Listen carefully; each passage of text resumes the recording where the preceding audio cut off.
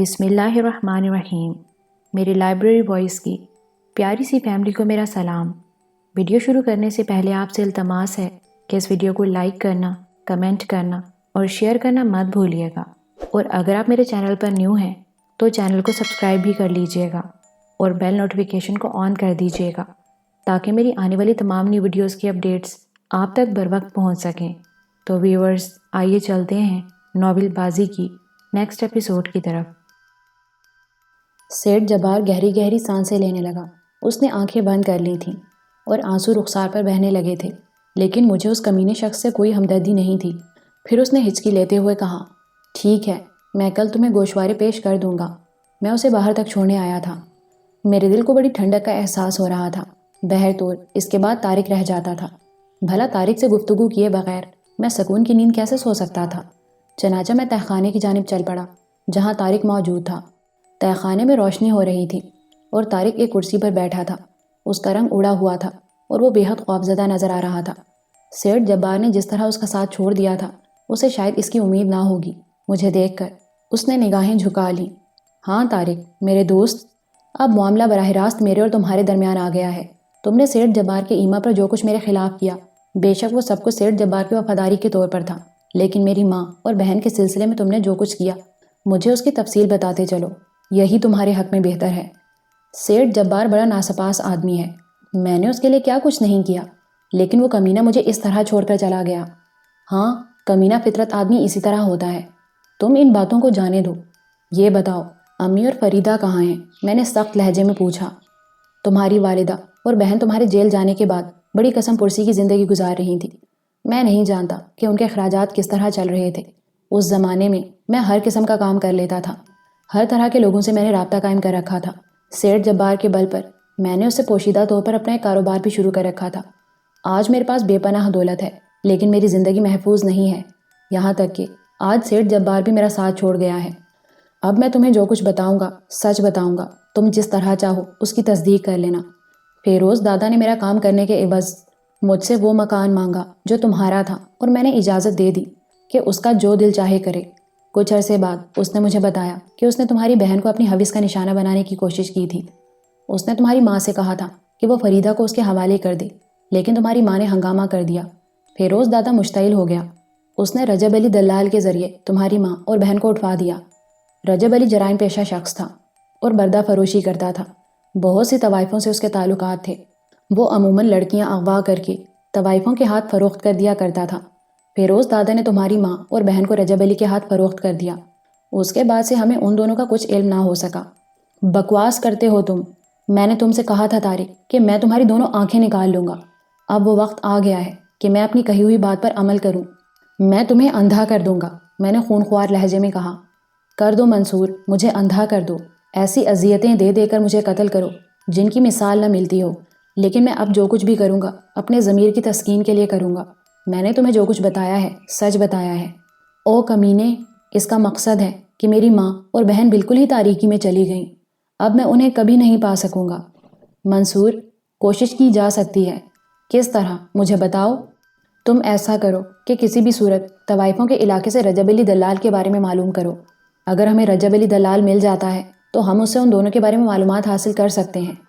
اتنا طویل عرصہ گزر گیا ہے، کیا اس کمینے کو یاد ہوگا کہ اس نے ان دونوں کو کس کے ہاتھ فروخت کیا تھا؟ کیوں نہیں، ایسے آدمی بھولتے نہیں ہیں، طارق نے جواب دیا۔ میں غور کرنے لگا، پھر میں نے گردن ہلاتے ہوئے کہا، یہ کام بھی تم ہی انجام دو گے طارق؟ تم میرے ساتھ چلو گے، لیکن تمہاری زندگی ہر لمحے موت کے منہ میں رہے گی۔ کہیں بھی تم نے کوئی گڑبڑ کی تو میں تمہارے ساتھ کوئی رعایت نہیں برتوں گا۔ میں نے تو خود تم سے کہا ہے کہ میرے ساتھ کوئی رعایت نہ برتنا۔ مجھے اس وقت تک کی زندگی دے دو جب تک میں اپنے گناہوں کا کچھ بوجھ ہلکا نہ کر لوں۔ تم اس وقت مجھے بے شک قتل کر دینا جب تم اپنی ماں اور بہن کی بازیابی سے بالکل مایوس ہو جاؤ۔ میں وہ ہر ممکن کوشش کروں گا جس کے ذریعے تمہاری ماں اور بہن تمہیں مل سکیں۔ تم جس طرح چاہو اپنا اطمینان کر سکتے ہو۔ میں اب نہ تو جھوٹ بولنے کے موڈ میں ہوں اور نہ زندہ رہنے کے، طارق نے کہا۔ اس کی آواز میں ایسی بے بسی اور مایوسی تھی کہ میں اسے نظر انداز نہیں کر سکا۔ میں نے سوچا ممکن ہے اس کی انسانیت لوٹ آئی ہو، کیوں نہ اس کی ان کوششوں سے استفادہ کیا جائے۔ چنانچہ میں نے آمادگی ظاہر کر دی اور باقی معاملات دوسرے دن کے لیے اٹھا رکھے۔ میں ایک بار پھر غم و اندوہ کا شکار ہو گیا تھا۔ اس غلیظ شخص نے جس کا نام طارق نے رجب علی بتایا تھا میری ماں اور بہن کے ساتھ نہ جانے کیا سلوک کیا تھا۔ میں رات بھر جاگتا رہا۔ دوسری صبح ہلکا پھلکا ناشتہ کرنے کے بعد عدنان کو طلب کر لیا۔ وہ فوراً ہی میرے پاس پہنچ گیا، پھر مجھے دیکھ کر چونک پڑا۔ خیریت پرنس؟ طبیعت کچھ ناسازگار معلوم ہو رہی ہے۔ بیٹھ جاؤ عدنان، تمہیں تفصیل سے بتانا پڑے گا۔ پھر میں نے اسے ہوم سیکرٹری کے ہاں سیٹھ جبار سے ملاقات، آفتاب احمد کو ساتھ لے جانے کا واقعہ، اس کے بعد سیٹھ جبار اور طارق کی آمد اور ان سے گفتگو تک کی تمام رودات سنا دی۔ عدنان پریشان نظر آنے لگا۔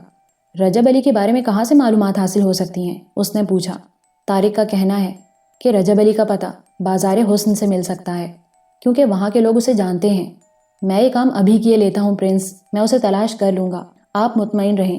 نہیں عدنان، میں نے تمہیں دوسرے کام کے لیے بلایا ہے۔ جی فرمائیے۔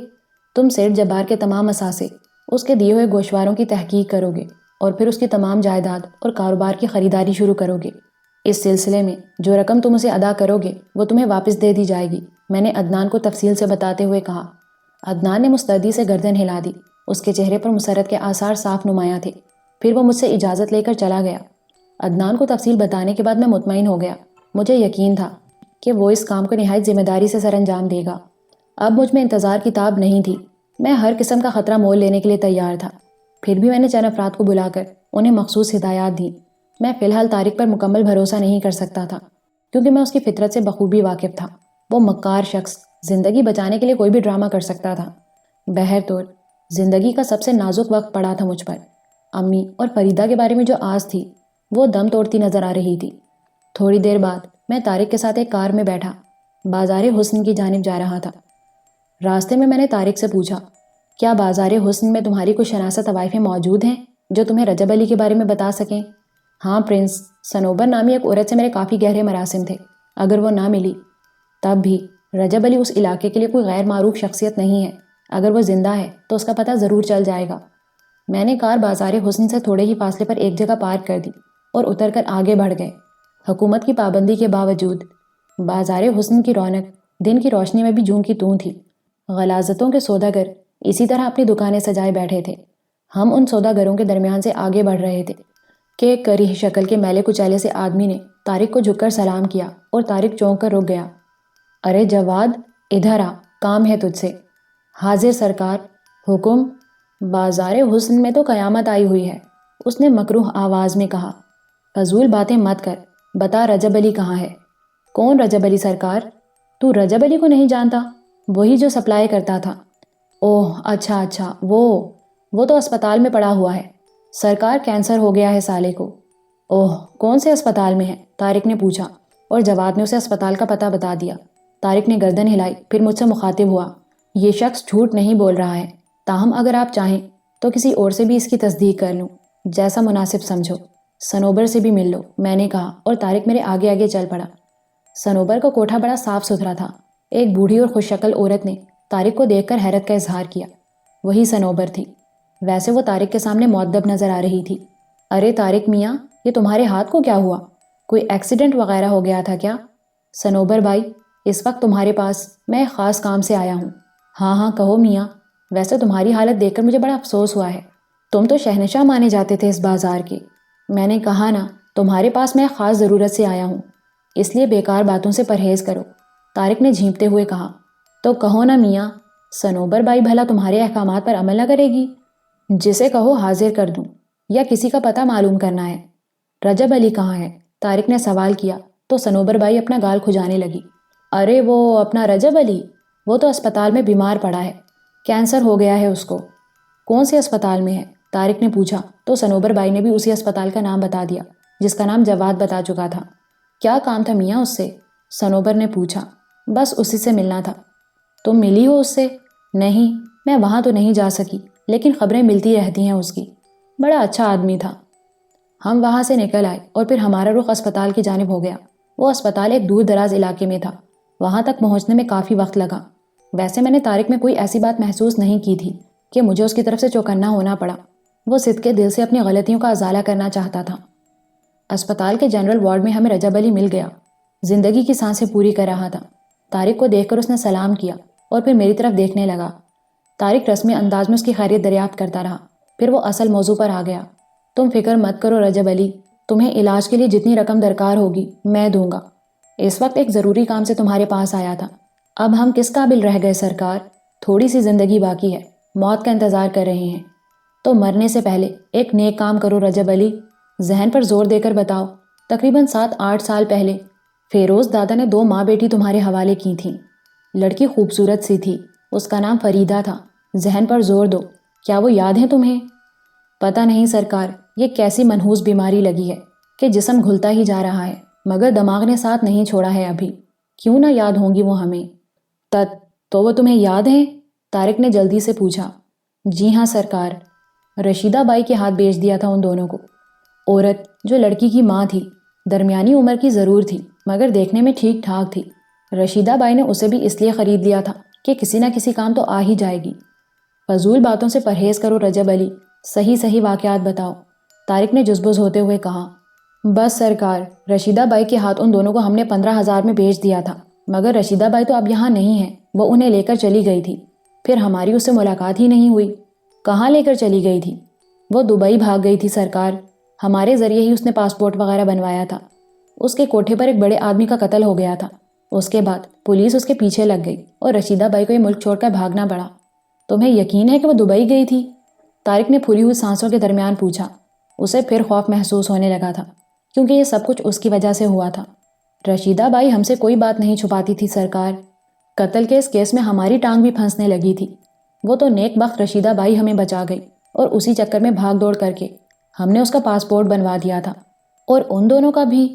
ہاں سرکار، پتہ نہیں رشیدہ بائی کو اس لڑکی کی ماں سے کیا الفت ہو گئی تھی کہ وہ اسے بھی اپنے ساتھ لے گئی۔ اس کے بعد اس کے بارے میں کچھ معلوم نہیں ہوا؟ نہیں سرکار، وہ چلی گئی پھر واپس نہیں آئی۔ طارق نے گردن ہلاتے ہوئے میری طرف دیکھا اور نگاہیں جھکا لی۔ کیا تمہیں یقین ہے طارق کہ یہ شخص جو کچھ کہہ رہا ہے سچ کہہ رہا ہے؟ میں نے سرد لہجے میں پوچھا۔ جی ہاں، یہ لوگ مجھ سے جھوٹ نہیں بول سکتے کیونکہ یہ مجھ سے بڑے بڑے فائدے حاصل کر چکے ہیں اور پھر مجھے ایک خطرناک آدمی کی حیثیت سے جانتے ہیں۔ طارق نے جواب دیا۔ پھر میں نے رجب علی سے کہا، تمہاری زندگی ختم ہو رہی ہے رجب علی، کیا تم مرتے ہوئے بھی جھوٹ بولو گے؟ مجھے بتاؤ، جو کچھ تم نے کہا ہے سچ ہے؟ ہاں صاحب جی، ہم نے جھوٹ نہیں بولا، اب تو موت کی گھڑیاں گن رہے ہیں، جھوٹ کیا بولیں گے؟ کون بڑا آدمی قتل ہوا تھا اس کوٹھے پر؟ وہ صاحب ایک پولیس والے کا سالہ تھا، اسی لڑکی کا پھڈا تھا۔ کیا چکر تھا؟ صاحب جی، آپ پولیس والے تو نہیں؟ رجب علی نے ڈرتے ڈرتے پوچھا۔ نہیں، جو کچھ کہنا ہے صاف صاف کہو۔ رشیدہ بائی نے اس لڑکی سے دھندا کرانے کی کوشش کی تھی مگر لڑکی کی ماں نے اس گاہک کو قتل کر دیا۔ اوہ، پھر؟ رشیدہ بائی نے ہم سے کہا کہ اگر یہ ماں بیٹی پولیس کے ہاتھ لگ گئیں تو ان کا جو حشر ہوگا سو ہوگا، لیکن رجب علی تو بھی پولیس کے ہاتھوں نہ بچ سکے گا۔ اور صاحب جی، ہم نے جمیلے سے مل کر ان کا پاسپورٹ بنوا دیا۔ دبئی کا؟ ہاں صاحب جی، لیکن تمہیں کیسے معلوم کہ وہ دبئی ہی گئی تھیں؟ لو جی، معلوم کیوں نہ ہوتا، ہم خود جو پھنس رہے تھے خود ہی انہیں جہاز میں سوار کرا کے آئے تھے۔ طارق کے چہرے پر عجیب سے تاثرات تھے۔ میں نے اسے وہاں سے اٹھنے کا اشارہ کیا، ہم دونوں باہر آ گئے۔ میں بالکل خاموش تھا، طارق بھی خاموشی سے میرے ساتھ چل رہا تھا، اس کی آنکھوں میں گہری سوچ کے سائے تھے۔ اور بھی کہیں چلنا ہے طارق؟ میں نے کار میں بیٹھتے ہوئے پوچھا۔ اس نے کچھ بولنے کی کوشش کی لیکن اس کے حلق سے آواز نہیں نکل سکی۔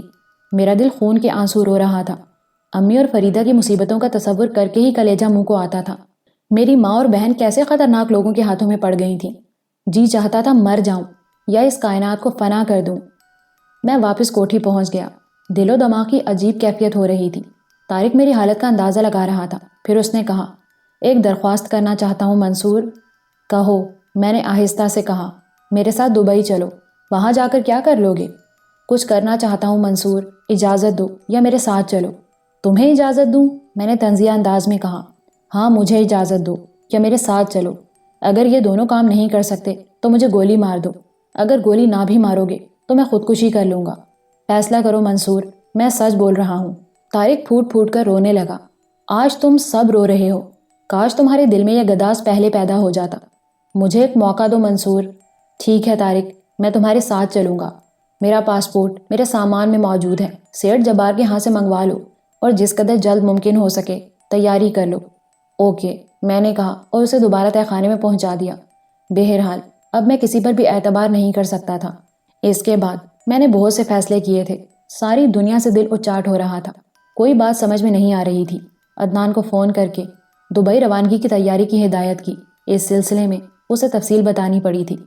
طارق کا سامان بھی سیٹھ جبار کی کوٹھی سے منگوا لیا۔ 2-3 دن میں سارے انتظامات مکمل ہو گئے اور تیسری رات ہم ایک فلائٹ سے دبئی روانہ ہو گئے۔ راستے میں طارق نے بتایا دبئی میں کئی ایسے افراد موجود ہیں جو لڑکیوں کی خرید و فروخت کا کام کرتے ہیں۔ سری رام نامی ایک شخص سے میری ملاقات ہے، وہ ہماری مدد کر سکتا ہے۔ سفر بہت طویل تھا۔ بہرحال ہمارا طیارہ دبئی ایئرپورٹ پہنچ گیا۔ وہاں ہم نے ایک ہوٹل میں قیام کیا۔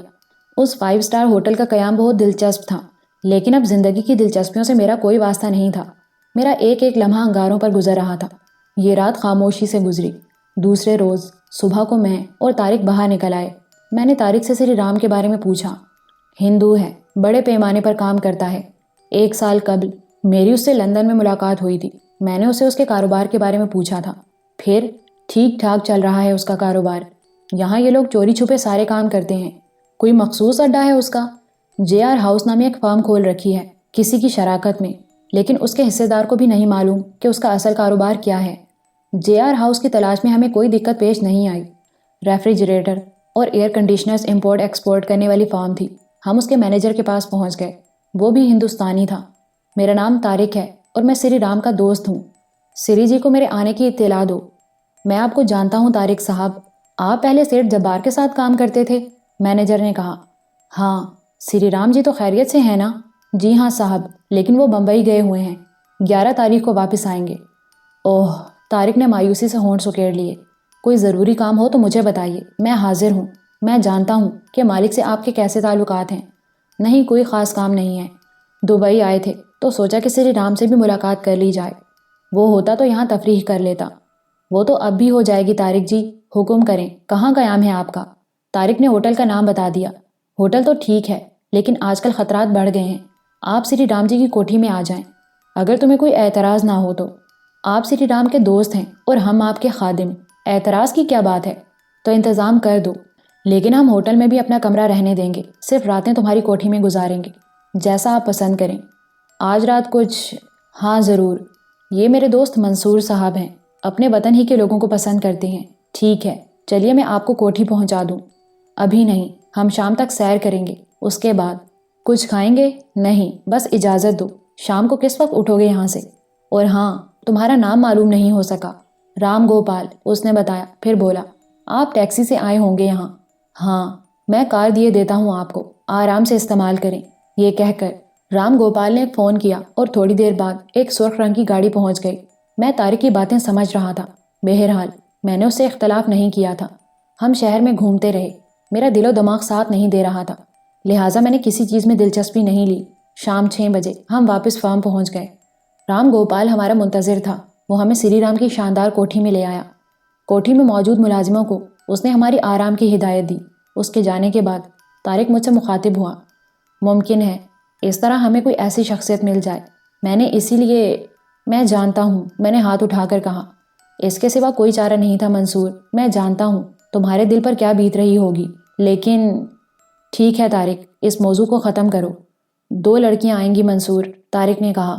ہم دونوں اپنے اپنے طور پر ان سے معلومات حاصل کریں گے۔ میں نے اس بات میں سر ہلا دیا۔ ہمیں اس خوبصورت کوٹھی میں 2 کمرے دیے گئے تھے۔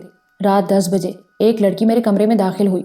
وہ بے تحاشا میک اپ کیے ہوئے تھی۔ اس کا تعلق میرے ہی وطن سے تھا۔ اس نے اندر آ کر مجھے سلام کیا۔ میں لرز کر رہ گیا۔ ایک لمحے کے لیے فریدہ میری نگاہوں کے سامنے آ گئی۔ وہ بھی اسی طرح کسی کے سامنے آئی ہوگی، اسی طرح۔ ایک گولا سا حلق میں آ پھنسا اور آنسو روکنے مشکل ہو گئے۔ ہیلو، اس نے مصنوعی مسکراہٹ سے کہا۔ ہیلو، میں بامشکل بولا۔ چہرے سے آپ ہندوستانی باشندے لگتے ہیں، اسی لیے میں نے سلام کیا تھا۔ ہندو ہیں یا مسلمان؟ ہم جیسے گندے لوگوں کا بھی کوئی مذہب ہوتا ہے، میں نے مسکراتے ہوئے کہا، اور وہ چونک کر مجھے دیکھنے لگی۔ مجھے تو آپ کہیں سے گندے نظر نہیں آتے، اس نے کہا۔ میں اس کی بات کا کوئی جواب نہیں دے سکا، بس اسے دیکھتا رہا۔ میری آنکھیں اس کے اندر جھانکنے کی کوشش کر رہی تھیں، لیکن اس کے چہرے کے نقوش میک اپ کی گہری تہہ میں دبے ہوئے تھے۔ میری ایک بات مانو گی؟ میں نے کہا۔ آج رات میں تمہاری ہر بات مانوں گی۔ بولو۔ چہرے سے یہ میک اپ اتار دو، منہ دھو لو، وہ باتھ روم ہے۔ کیوں، بری لگ رہی ہوں؟ ہاں، میک اپ اتار دوں گی تو اور بری لگوں گی۔ اس کے لہجے میں ایک لمحے کے لیے کرب پیدا ہو گیا، جسے میں نے محسوس کر لیا تھا، یا یہ صرف میرے احساسات تھے۔ یہ رات میرے لیے ہے نا؟ ہاں، تو پھر میری بات مان لو، میں تمہیں تمہاری اصلی شکل میں دیکھنا چاہتا ہوں۔ نہیں دیکھ سکو گے بابو، ہم لوگ خود کو چھپانے کی بڑی مشق کرتے ہیں، اس نے کہا اور اٹھ کر باتھ روم کی طرف بڑھ گئی۔ چند لمحے بعد وہ منہ دھو کر بال سنوارتی ہوئی باہر آ گئی۔ زمین و آسمان کا فرق پیدا ہو گیا تھا۔ مایوسی ہوئی ہے نا؟ کیسی لگ رہی ہوں؟ بہت اچھی، مریم کی طرح پاک۔ کیوں کفر بک رہے ہو؟ توبہ کرو، وہ لرز کر بولی۔ ممکن ہے میں جذباتی ہو گیا ہوں۔ یہ بوجھ تم نے خود اپنے اوپر لادا ہے یا زمانے نے؟ میں نے سوال کیا۔ کہانی سننے آئے ہو؟ کہانی نویس ہو؟ کیوں؟ ویسے ہی پوچھ رہی ہوں، اس سے پہلے 2 کہانی نویسوں کو اپنی کہانی سنا چکی ہوں۔ ممکن ہے انہوں نے اسے تراش خراش کر کوئی اچھی کہانی بنا لی ہو، نام کمایا ہو، لیکن ایسی راتیں مجھ پر بہت کٹھن گزرتی ہیں۔ کیوں؟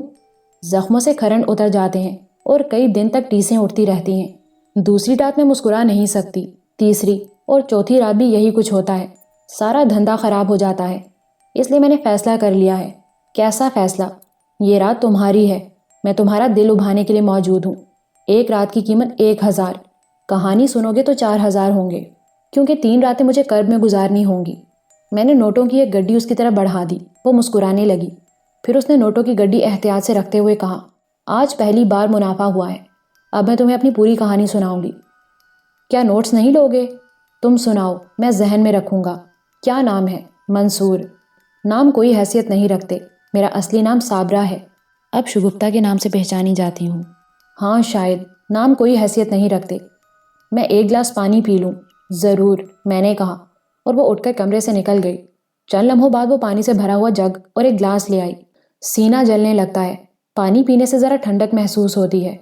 تمہیں تو کوئی اعتراض نہیں ہوگا؟ میں نے نفی میں گردن ہلا دی۔ شکریہ۔ وہ اطمینان سے بیٹھ گئی اور مسحری کے تکیے سے ٹیک لگا کر آنکھیں بند کر لیں۔ چند لمحے اسی طرح گزر گئے، اس کے ہونٹوں پر عجیب سی مسکراہٹ کھیل رہی تھی۔ پھر اس نے آنکھیں کھول دیں۔ افسانہ نگار تو تم ہو، لیکن میں جب بھی کسی کو اپنی کہانی سناتی ہوں تو وہ ایک فسانے کی حیثیت اختیار کر جاتی ہے۔ دل چاہتا ہے کہ اپنی کہانی وہیں سے شروع کروں جہاں سے میں نے اپنے آپ کو محسوس کیا تھا۔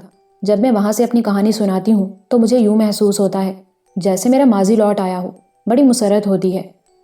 میں اس بستی، اپنے گاؤں کا نام نہیں بتاؤں گی، کیونکہ وہ نام میرے نام کے ساتھ مل کر گندا ہو جائے گا۔ جو کچھ میں بن گئی ہوں، بھلا اس میں میری بستی کا کیا قصور؟ وہ مقدس سرزمین میری وجہ سے کیوں بدنام ہو؟ ہاں، تو میں کہہ رہی تھی کہ ہم اس چھوٹی سی بستی میں رہتے تھے۔ میری ماں تھی، بہن بھائی اور بابا تھے، لیکن بابا اچھے نہیں تھے، کوئی کام دھندا جم کر نہیں کرتے تھے۔ کبھی کچھ کر لیا، کبھی کچھ، کبھی کھانے کو مل گیا اور کبھی فاقوں میں گزری۔ بابا کی عادتیں ماں کو بہت ناگوار گزرتی تھیں۔ بیچاری ماں نہ جانے کہاں کہاں محنت مزدوری کر کے ہم سب کو پال رہی تھی۔ جوں جوں میں بڑی ہوتی گئی، احساس کی دیواریں بلند ہوتی گئیں۔ میں نے ان کچی دیواروں سے اسرت کو جھانکتے دیکھا تو میرے دل میں عجیب عجیب سے خیالات پیدا ہونے لگے۔ میں نے ماں کے کاموں میں ہاتھ بٹانا چاہا، لیکن ماں کے دل میں نہ جانے میرے لیے کیا تھا، وہ میرے ہاتھ گندے نہیں ہونے دینا چاہتی تھی۔ میرے ہاتھ دیکھو منصور بابو، ابھی تک اچھے ہیں، یہ ماں کی مہربانی ہے، اس نے ان ہاتھوں کو کبھی خراب نہیں ہونے دیا۔ پگلی تھی نا بیچاری، پتہ نہیں کیا کیا سوچتی تھی میرے بارے میں، لیکن انسان کی سوچ ایک مذاق ہوتی ہے، فیصلے تو تقدیر کرتی ہے۔ بابا نے اپنی پوری زندگی بڑی غیر ذمہ داری سے گزاری تھی۔ دولت کی خواہش کسے نہیں ہوتی، وہ خود بھی اس کے خواہش مند تھے، لیکن محنت مزدوری کر کے دولت جمع کرنا ان کے بس میں نہ تھا۔ ان کی عمر بھی کافی ہو گئی تھی۔ میں 17ویں 18ویں سال میں تھی۔ میں نے پڑوس کی استانی سے پوری 5 کتابیں پڑھی تھیں۔ استانی جی کا کہنا تھا کہ میں بہت ذہین ہوں، اگر مجھے باقاعدہ تعلیم دلائی جاتی تو میں اچھا خاصا پڑھ جاتی، لیکن مجھے اس پڑھنے لکھنے سے کوئی دلچسپی نہیں تھی۔ پھر یوں ہوا کہ ہمارے بابا سخت بیمار ہو گئے۔ بستی کے چھوٹے موٹے ڈاکٹر ان کا علاج نہ کر سکے۔ انہوں نے مشورہ دیا کہ بابا کو شہر کے بڑے اسپتال میں لے جایا جائے۔ بھلا بتاؤ منصور بابو، ایک ایسا گھرانہ جس کی زندگی رو رو کر سسک کر گزر رہی ہو، وہ شہر میں علاج کرانے کا متحمل کیسے ہو سکتا تھا؟ تب ماں کو اپنے دور کے رشتے کے ایک بھائی یاد آ گئے جو شہر میں رہتے تھے۔ غریبوں کو بھولنا کوئی مشکل کام نہیں ہوتا۔ میری ماں کے وہ بھائی کبھی بستی میں نہیں آئے تھے، لیکن اب جب کہ ماں پر پڑی تو ماں نے سوچا کہ وہ آئیں یا نہ آئیں، ہم تو کم از کم اپنائیت کا ثبوت دیں۔ ماں، جس نے ساری زندگی بابا سے نفرت کی اور انہیں برا بھلا کہتی رہی، جب بابا زندگی اور موت کی کشمکش میں پہنچے تو ماں کی ساری محبتیں امڑ آئیں۔ اسے محسوس ہوا کہ ساری برائیوں کے باوجود اس کا شوہر اس کی زندگی کا ساتھی ہے۔ سو اس نے اونے پونے وہ چھوٹا سا مکان بیچ دیا اور شہر پہنچ گئی۔ چونکہ ساری زندگی اپنے بھائی سے نہیں ملی تھی، اس لیے مربتاً وہ بڑے اخلاق سے ملے۔ وہ اچھے خاصے کھاتے پیتے آدمی تھے، بہت بڑا مکان تھا۔ ماں کی بپتا سن کر انہوں نے اسے اپنے مکان میں ایک حصے میں جگہ دے دی۔ وہ بیچارے بڑے نیک نفس آدمی تھے۔ ان کی بیوی کا انتقال ہو چکا تھا، 2-3 بچے تھے جن کے ساتھ وہ ہنسی خوشی زندگی گزار رہے تھے۔ بابا کو اسپتال میں داخل کر دیا گیا۔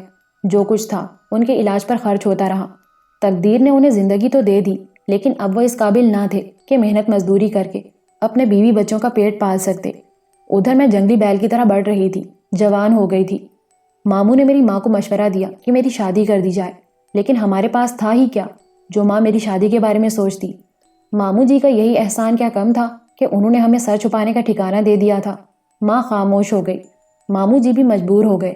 جو کچھ ان سے ہو سکتا تھا ہمارے ساتھ کر رہے تھے۔ آگے ان کی بھی اولاد تھی۔ البتہ انہوں نے مجھے ایک انڈسٹریل ہوم میں داخل کرا دیا جہاں کڑھائی سلائی سکھائی جاتی تھی۔ یہ انڈسٹریل ہوم میرے لیے ایک اجنبی جگہ تھی، لیکن مجھے بہت پسند آئی۔ میں نے وہاں کام سیکھنا شروع کر دیا۔ میں بہت جلد کام سیکھ گئی اور اس کے بعد مجھے سلائی کا کام ملنے لگا۔ ماموں جی نے عذراہ کرم ایک سلائی کی مشین مجھے لے دی اور میں اب اچھی طرح کام کرنے لگی تھی۔ پاس پڑوس کا بہت سا کام مجھے مل جاتا تھا۔ جب آمدنی ہونے لگی تو اس نے میری شادی کا خیال ذہن سے نکال دیا۔ ابھی تو اور بھی بچے تھے، لڑکیاں جوان ہو رہی تھیں، لڑکوں کے مستقبل کا بھی سوال تھا۔ تھوڑا بہت پڑھنا لکھنا تو ان کے لیے ضروری تھا۔ ماں باپ نے فیصلہ کیا کہ میں ان کو سنبھالنے کا ذریعہ بن جاؤں۔ میری شادی ہو یا نہ ہو اس سے کوئی فرق نہیں پڑتا، باقی بچوں کا مستقبل بن جائے گا۔ میں نے بخوشی اپنے کنبے کا سہارا بننا منظور کر لیا۔ میں دن رات محنت کرتی رہی۔ زمانے اور وقت نے مجھے بہت کچھ سکھا دیا تھا۔ میرے چھوٹے بہن بھائی اسکول میں داخل ہو گئے۔ گھر کے حالات جس طرح بھی چل رہے تھے ان پر مجھے کوئی اعتراض نہ تھا۔ میں صابر و شاکر تھی۔ میرا نام ہی صابرہ تھا، لیکن تقدیر صابر نہیں رہنے دیتی۔ ہمارے پڑوس میں ایک جیلانی صاحب رہتے تھے۔ متمول افراد میں ان کا شمار ہوتا تھا، لیکن بیگم صاحبہ ذرا لڑاکا قسم کی تھیں اور اکثر ان کے گھر سے شور شرابے کی آوازیں آتی رہتی تھیں۔ ایک روز بیگم صاحبہ کا بھانجا آ گیا۔ بڑے کروفر کا آدمی تھا، روز طرح طرح کی شرٹیں اور جرسیاں پہن کر گھر سے نکلتا تھا۔ بہت بڑا آدمی تھا، دبئی سے آیا تھا۔ میں ان کے گھر کے کپڑے بھی سیتی تھی۔ ایک روز میں ان کے بچوں کے کپڑے لے کر گئی تو وہ بیٹھا ہوا تھا۔ وہ مجھے عجیب نگاہوں سے دیکھنے لگا، لیکن میں اس کی طرف توجہ دیے بغیر کپڑے دے کر واپس آ گئی۔ 2-3 دن گزر گئے، پھر ایک شام گھر میں میٹنگ ہوئی جس میں ماموں، میری ماں اور بابا شریک تھے۔ اس میٹنگ میں ماموں جی نے ماں اور بابا کو بیگم صاحب کے بھانجے اسلم کے بارے میں تفصیلات بتاتے ہوئے کہا کہ اسلم دبئی میں ملازم ہے، پیسہ کما کر لاتا ہے، بہن کا گھر بھر کر رکھ دیا ہے۔ جب بھی آتا ہے ریڈیو، ٹیپ ریکارڈر، فریج اور نہ جانے کیا کیا سامان لے کر آتا ہے۔ مستحکم مالی حیثیت کا مالک ہے، شادی کرنا چاہتا ہے۔ ماموں جی نے ماں کو یہ بھی بتایا کہ شاید اسے اپنی صابرہ پسند آ گئی ہے اور جیلانی صاحب نے ان سے بات کی ہے۔ ماں اور بابا سوچ میں ڈوب گئے۔ نوٹ بنانے کی یہ مشین کسی اور کے قبضے میں چلی گئی تو پھر نوٹ کیسے چھپیں گے؟ ان کی اس مشکل کو ماموں جی نے حل کر دیا۔ تم نہیں سمجھتے عابد میاں، اگر تم نے صابرہ کی شادی اسلم سے کر دی تو تمہارے بھی دن پھر جائیں گے۔ وہاں کسی شیخ کی پارٹنرشپ میں اسلم کا بہت بڑا کاروبار ہے، لاکھوں آمدنی ہے۔ اگر اپنی صابرہ میں صلاحیت ہوئی تو تمہارے تمام مسئلے حل ہو جائیں گے۔ اس طرح وہ کیا کما لیتی ہے، روتے پیٹتے زندگی گزر رہی ہے۔ میرا تو خیال ہے کہ صابرہ کی شادی کر ہی دو۔ ماں اور بابا نے جو یہ سنا تو ان کے منہ میں پانی آ گیا۔ انہوں نے ماموں جی سے کہا کہ اس سلسلے میں اسلم اور جیلانی صاحب سے بات کر لی جائے۔ چنانچہ اسلم کو دعوت دی گئی۔ وہ ایسے ایسے تحائف لے کر ہمارے ہاں آیا کہ بابا کی آنکھیں کھل گئیں۔ مسالہ پیسنے کی مشین، بچوں کے قیمتی کھلونے، بابا کے لیے سگریٹ کیس اور لائٹر اور ایسی ہی نہ جانے کیا کیا چیزیں وہ پہلے ہی مرحلے میں لے آیا، جبکہ ابھی اسے شادی کی بات چیت بھی نہ ہوئی تھی۔ ماں اور بابا بھلا ایسے آدمی سے متاثر کیوں نہیں ہوتے؟ بابا نے اسلم کو اپنے قوائف بتاتے ہوئے کہا کہ صابرہ ہی اس گھر کی واحد کفیل ہے۔ وہ خود تو بیمار ہیں اور باقی بچے بھی ابھی چھوٹے ہیں۔ میں خود بے سہارا انسان ہوں۔ ماں باپ بچپن ہی میں مر گئے تھے۔ بس ایک بہن اور بہنوئی ہیں جنہیں اپنا سمجھتا ہوں، لیکن میں جانتا ہوں کہ دنیا ابن الوقت ہے، ساری محبتوں میں کمی واقع ہو جاتی ہے۔ میں مصنوعی محبتیں نہیں چاہتا، مجھے حقیقی محبت چاہیے، وہ ماں باپ چاہیے جن کی خدمت کر سکوں۔ اگر آپ لوگ مجھے اپنے قدموں میں جگہ دے دیں تو میں ساری زندگی آپ کی خدمت کروں گا۔ لاکھوں کا کاروبار ہے میرا، سب کچھ صابرہ ہی کے لیے ہوگا، میرے کس کام کا؟ مجھے تو بس ایک چھوٹا سا گھر چاہیے۔ صابرہ میری زندگی میں شامل ہو جائے تو کچھ عرصے بعد تو میں اپنا سارا سرمایہ سمیٹ کر منتقل ہو جاؤں گا۔ میں صرف اسی لیے باہر کی دنیا میں بھٹک رہا ہوں کہ یہاں میرا کوئی نہیں ہے۔ اگر مناسب سمجھیں تو مجھے اپنے قدموں میں جگہ دے دیں۔ بہت بڑا لالچ تھا۔ میں نے بھی یہ تمام باتیں سنی اور میری آنکھوں میں بھی روشنی پھیل گئی۔ میں نے سوچا کہ واقعی دن رات مشین چلا چلا کر ان لوگوں کو 2 وقت کی روٹی ہی مہیا کر پاتی ہوں۔ اگر ایسا ہو جائے اور اسلم واقعی ان سب کے لیے پناہ بن جائے تو اس میں اپنی قربانی دینے میں کوئی عار نہیں ہے۔ یوں بھی زندگی میں کبھی کسی مرد کا تصور نہیں کیا تھا۔ اب ایک ایسا مرد مل رہا تھا جو میرے اہل خاندان کو زندہ رکھنے میں مدد دے رہا تھا، تو مجھے کیا اعتراض ہو سکتا تھا؟ ماں اور بابا تیار ہو گئے۔ انہوں نے میری مرضی پوچھی تو میں نے آمادگی ظاہر کر دی۔ چنانچہ ماموں جی نے جیلانی صاحب سے ہاں کر دی اور اسلم نے فیصلہ کیا کہ 1 ہفتے کے اندر اندر شادی ہو جانی چاہیے۔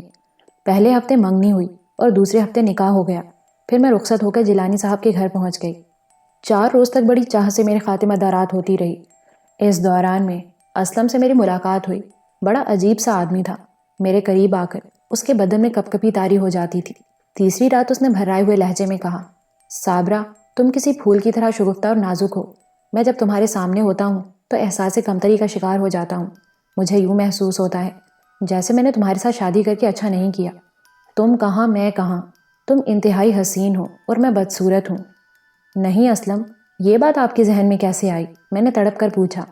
میرے انداز میں ایسی کون سی بات آپ نے پائی جس سے آپ کے ذہن میں یہ خیال پیدا ہوا؟ نہیں صابرہ، یہ احساس خود میرے ذہن میں ہے۔ براہ کرم آپ اس احساس کو ذہن سے نکال دیں۔ جو کچھ گزر رہی ہے اس میں کوئی حرج نہیں ہے۔ مجھے ذرا برابر کسی بات کا کوئی احساس نہیں ہے۔ آپ میرے ہیں، میں آپ کی غلامی پر فخر کرتی ہوں۔ تم بہت اچھی ہو صابرہ، میں آہستہ آہستہ ہی اپنے ذہن کو تمہاری طرف مائل کر سکوں گا۔ خدا کے لیے دل میں کوئی بدگمانی نہ لانا۔ کیسی باتیں کرتے ہیں آپ نے تو ہم لوگوں کو نئی زندگی دی ہے، میں نے کہا، اور اس نے میرے ہاتھوں کو آنکھوں سے لگا کر چھوڑ دیا۔ صابرہ، میں ساری زندگی تمہاری قدر کروں گا، تمہیں بڑی عزت و احترام سے رکھوں گا۔ میں تم جیسی بیوی کو پا کر خوشی سے پھولا نہیں سما رہا۔ مجھے اسلم کی باتوں پر یقین آ گیا۔ بیچارہ معمولی شکل و صورت والا ضرور ہے، لیکن اب ایسا بھی بدشکل نہیں ہے، اور پھر شوہر کی حیثیت سے وہ میرے لیے سب کچھ ہے۔ اسلم نے میری ماں اور بابا کو بہت کچھ دیا۔ پھر اس نے میرا پاسپورٹ بنوایا۔ ایک دن مجھے لے کر چل پڑا۔ میں بہت خوش تھی، میری قسمت ہی بدل گئی تھی۔ یہاں لا کر اس نے مجھے ایک فلیٹ میں رکھا جو ایئر کنڈیشن تھا۔ اس کے اندر ٹی وی، ریڈیو، فریج اور نہ جانے کیا کیا تھا۔ ایک انوکھی دنیا تھی جس کا میں نے کبھی تصور بھی نہیں کیا تھا۔ 10-12 دن تک اسلم مجھے مختلف علاقوں میں گھماتا پھراتا رہا۔ اس نے یہاں مجھے بہت سی خریداری کرائی تھی، اور پھر ایک شام اس نے مجھے ایک شخص سے ملوایا۔ اس کا نام سری رام تھا، بلند و بالا قد و قامت کا مالک۔ یہ شخص مجھے آنکھوں سے اچھا نہیں لگا۔ میں نے اس کی آنکھوں میں شیطانیت پائی تھی۔ میں نے اسلم سے اس کا تذکرہ کیا تو اس نے مسکراتے ہوئے کہا، نہیں صابرہ، وہ بہت اچھا انسان ہے، مجھ پر اس کے بڑے احسانات ہیں۔ یوں سمجھ لو کہ میں جو کچھ نظر آ رہا ہوں اسی کی وجہ سے ہوں۔ چنانچہ تمہیں بھی اس کی عزت کرنی ہوگی اور ہمیشہ اس کے احکامات پر عمل کرنا ہوگا۔ اس کے بعد سری رام کا ہمارے فلیٹ میں آنا جانا شروع ہو گیا۔ وہ بڑی عامیانہ اور چھچھوری گفتگو کرتا تھا۔ پھر ایک دن اسلم مجھے ایک خوبصورت سے مکان میں لے گیا اور ایک بیڈ روم میں بٹھاتے ہوئے کہا کہ یہ مکان اس کے ایک بہت گہرے دوست کا ہے، ابھی تھوڑی دیر بعد یہاں ایک محفل جمے گی۔ کافی دیر گزر گئی۔ میں حیران تھی کہ اسلم کہاں چلا گیا۔ میں نے باہر نکل کر دیکھنا چاہا تو خواب گاہ کا دروازہ باہر سے بند تھا۔ میں دروازہ پیٹنے لگی تو باہر سے کسی نے مجھے ڈانٹ دیا کہ خاموش بیٹھی رہوں۔ میرے دل میں خوف جاگزیں ہو گیا۔ اور پھر منصور بابو۔ تھوڑی دیر بعد وہاں کچھ افراد آ گئے، میرے لیے اجنبی ہی تھے۔ ان میں سے 3 آدمی دروازہ کھول کر خواب گاہ میں داخل ہو گئے۔ پتہ نہیں کون تھے۔ انہوں نے عجیب و غریب گفتگو شروع کر دی۔ میں نے متوحش ہو کر وہاں سے بھاگنا چاہا تو انہوں نے مجھے پکڑ لیا، اور اس کے بعد صابرہ کی آواز بھر آ گئی۔ اس مدہوشی کے عالم میں مجھ پر جو کچھ گزری اس کی تفصیل سے یقیناً تمہیں کوئی دلچسپی نہ ہوگی۔ میں جب ہوش میں آئی تو عجیب سی کیفیت محسوس کی۔ میں اپنے فلیٹ میں تھی اور میرے برابر اسلم سو رہا تھا۔ میں نے جھنجھوڑ کر اسے جگایا اور چینخ چینخ کر اس سے رات کے واقعات کے بارے میں پوچھا۔ اسلم کے ہونٹوں پر مسکراہٹ پھیل گئی۔ اس کی شکل ہی تبدیل ہو گئی تھی۔ وہ معصوم اور مسکین سی صورت نہ جانے کہاں غائب ہو گئی تھی۔ اس کی آنکھوں سے شیطان جھانک رہا تھا۔ ڈیئر، ہوش و حواس میں رہو، تم اسی مقصد کے تحت یہاں لائی گئی ہو، اور اب تمہیں اس طرح زندگی گزارنا ہوگی۔ کیا کہہ رہے ہو اسلم؟ تم میرے شوہر ہو، جو کچھ مجھ پر بیتی وہ نہیں سنو گے؟ اپنی ہی کہے جاؤ گے؟ جو کچھ تم پر بیتی وہ میری مرضی سے بیتی، بس اب تم خاموشی سے اسی طرح زندگی گزارتی رہو۔ اگر ایسا نہ کیا تو زندگی سے ہاتھ دھو بیٹھو گی، اس نے غراتے ہوئے کہا، اور میں سہم کر رہ گئی۔ کون تھا میرا یہاں؟ اگر کوئی احتجاج بھی کرتی تو کس سے کرتی؟ کیسے جان بچاتی؟ میرا شوہر، میرا مجازی خدا، میری عزت کا گاہک بن گیا تھا۔ میں نے واویلا کیا تو اس نے مجھے ہاتھ پاؤں باندھ کر ڈال دیا اور میرے منہ میں کپڑا ٹھونس دیا۔ پھر روز مجھے نت نئی اذیتیں دی جانے لگیں اور پھر مجھے وہ سب کچھ کرنا پڑا جو کسی عورت کے لیے موت کے مترادف ہوتا ہے۔ میں مجبور تھی، بے بس تھی، اور اب یہی زندگی میرا مقدر بن گئی تھی۔ میں لوگوں کے ہاتھوں میں کھلونا بن چکی تھی۔ میرے والدین اور بہن بھائیوں کے خطوط میرے پاس آتے رہتے تھے۔ انہیں باقاعدگی سے ہر ماہ کچھ نہ کچھ مل رہا تھا۔ میرے بہن بھائی تعلیم حاصل کر رہے تھے اور میرے والدین بہت خوش تھے۔ ان کے خطوط مجھے اسلم لا کر دیا کرتا تھا اور ان کے جواب اپنی مرضی سے لکھوایا کرتا تھا۔ اسلم تو اب ایک طرح سے میری زندگی سے نکل ہی چکا تھا۔ میری باغ ڈور سری رام کے ہاتھ میں تھی۔ وہی میرے لیے گاہکوں کا بندوبست کرتا تھا اور مجھ پر نگاہ رکھتا تھا۔ اسلم کبھی مہینے 15 دن میں ایک بار میرے پاس آ جاتا تھا، یا تو والدین کے خطوط لے کر یا پھر کسی اور مقصد کے تحت۔ مجھے اس کی صورت سے نفرت ہو گئی تھی، لیکن کیا فائدہ؟ جہاں میں پہنچ چکی تھی وہاں کسی سے نفرت کرنا بھی بے مقصد تھا۔ رفتہ رفتہ میں زندگی کی عادی ہوتی گئی۔ سری رام سے بھی اب میرا کوئی واسطہ نہ رہا تھا، بلکہ اس کے ایجنٹ میرے لیے سارا کام انجام دے رہے تھے۔ ایک روز کاروباری اوقات کے دوران میری ملاقات ایک لڑکی سے ہوئی۔ اس کا نام شاہدہ تھا۔ وہ بھی اس زندگی کو قبول کر چکی تھی۔ اس نے بتایا کہ وہ بھی اسلم کی بیوی ہے اور اسلم ہی شادی کر کے اسے یہاں لایا ہے۔ اس کی کہانی بھی مجھ سے مختلف نہ تھی، اور اب وہ بھی سری رام کی سرگرم کارکن تھی۔ اسلم کا کاروبار یہی تھا کہ بھولے بھالے اور غریب والدین کو دبئی کا جھانسا دے کر اپنے جال میں پھانستا، اپنی دولت اور امارت کا مظاہرہ کرتا، پھر کسی لڑکی سے شادی کر کے اسے یہاں لے آتا، اور یوں وہ اس کے روزگار کا ذریعہ بن جاتی۔ بعض اوقات ہمارے والدین کتنی بڑی غلطیاں کرتے ہیں۔ بیٹی کے سنہرے مستقبل کے خواب ان کی آنکھوں میں جگمگاتے رہتے ہیں اور وہ چمکتے چہروں کو دیکھ کر خوش فہمیوں کا شکار ہو جاتے ہیں۔ بیٹی کو راج کرانے کا تصور ان کی عقل خبت کر دیتا ہے، اور ان کی یہ بے عقلی ان کی اولاد کو، جسے انہوں نے بڑے ناز و نام سے پرورش کیا ہوتا ہے، نہ جانے کون کون سے جہنم کی سیر کرا دیتی ہے۔ کاش والدین کے ذہن سے بیٹیوں کے لیے دولت مند رشتوں کا تصور مٹ جائے اور وہ بے زبان مخلوق جو ان کی عزت کی امین ہوتی ہے لٹنے سے بچ جائے۔ اگر ہم لڑکیاں برائی کے راستے پر قدم اٹھا لیں تو والدین کی ناک کٹ جاتی ہے، لیکن اپنے ہاتھوں سے جو زندگی وہ ہم پر مسلط کر دیتے ہیں اس کا کوئی حساب کتاب نہیں ہوتا۔ سری رام جیسے وحشی اور اسلم جیسے شیطان اس دنیا کے چپے چپے میں پھیلے ہوئے ہیں، جو معصوم لڑکیوں کو اپنے چمکتے ہوئے جال میں پھانس کر زندگی کی تاریک راہوں پر ڈال دیتے ہیں۔ اب میں خود اپنے والدین کے خطوط کا جواب دیتی ہوں۔ ان کے ڈھیر سارے خطوط میرے پاس موجود ہیں جن میں وہ میرے روشن مستقبل پر مسرت کا اظہار کرتے ہیں، مجھے چند روز کے لیے اپنے ہاں بلانے کی ضد کرتے ہیں، لیکن میں اپنے بہن بھائیوں کا مستقبل تعمیر کر رہی ہوں۔ میں بھلا کیسے جا سکتی ہوں؟ وہاں جا کر میرا پول کھل جائے گا، ان کا سارا بھرم ختم ہو جائے گا۔ ابھی تو اسلم جوان ہے، دولت مند ہے، نہ جانے کہاں کہاں اور کس کس حیثیت سے وہ لڑکیوں کو اپنے جال میں پھانس رہا ہوگا۔ اگر میں یہاں سے جانے کی کوشش کروں گی تو مجھے موت کے گھاٹ اتار دیا جائے گا۔ صابرہ کی آنکھوں سے آنسو بہہ رہے تھے اور میرا دل تہو بالا ہوا جا رہا تھا۔ میں خاموشی سے اس کی صورت دیکھتا رہا۔ وہ غم و یاس کی تصویر بنی میرے سامنے بیٹھی تھی۔